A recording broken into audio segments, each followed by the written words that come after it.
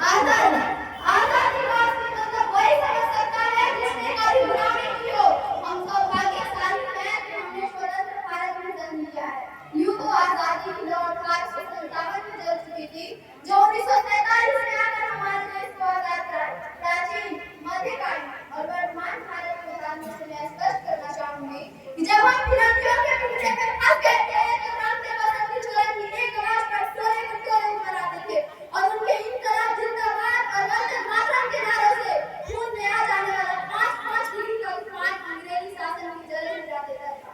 उसके बाद 62, 65, 71 के युद्धों में अपना सुहाग जला देने वाली औरत तब के हालातों से गुजरते हुए कहती थी कि प्यार भी फट गया, मांग का सिंदूर गया, नन्हे नन्हे की चोटियां चली गई, छोटी छोटी बच्चों की चोटियां चली गई, बाप की कमाई गई, भाई की पढ़ाई गई, एक ऐसा विस्फोट हुआ और पता नहीं चला और पूरे जिस्म की कई बेटियां चली गई। अरे आपके लिए बेकाती मरा है साहब, अरे आपके लिए बेकाती मरा है साहब, मेरे घर की तो रोटियां भी चली गई, मेरे घर की तो रोटियां भी चली गई।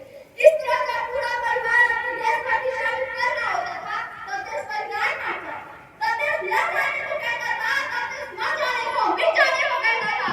परंतु आज हमारा देश लड़ जाने को नहीं कहता, आज हमारा देश मर जाने को, मिट जाने को नहीं कहता।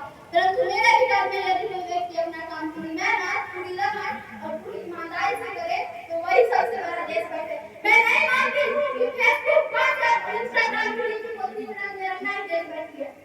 यदि आप कहेंगे कि बस मैं 2 मिनट तिरंगा हाथ में लेकर देशभक्ति है, तो मैं पूछना चाहूंगी, यदि कोई बच्चा ट्रैफिक की छांव में नंगे पांव में तिरंगा देख रहा होता है, तो क्या आप उसकी देशभक्ति कहेंगे? नहीं, ये उसकी देशभक्ति नहीं है, ये उसके पेट पे भूख की शक्ति है जो उसे ऐसा करने पर मजबूर करती है। क्योंकि ना वो मस्जिद को जानता है, ना वो शिवाइयों को जानता, क्योंकि ना वो मस्जिद को जानता है, ना वो शिवाइयों को जानता है, वो बस पेट के भूख के एहसास से निवालों को जानता है, वो उस पेट के भूख के एहसास से निवालों को जानता है।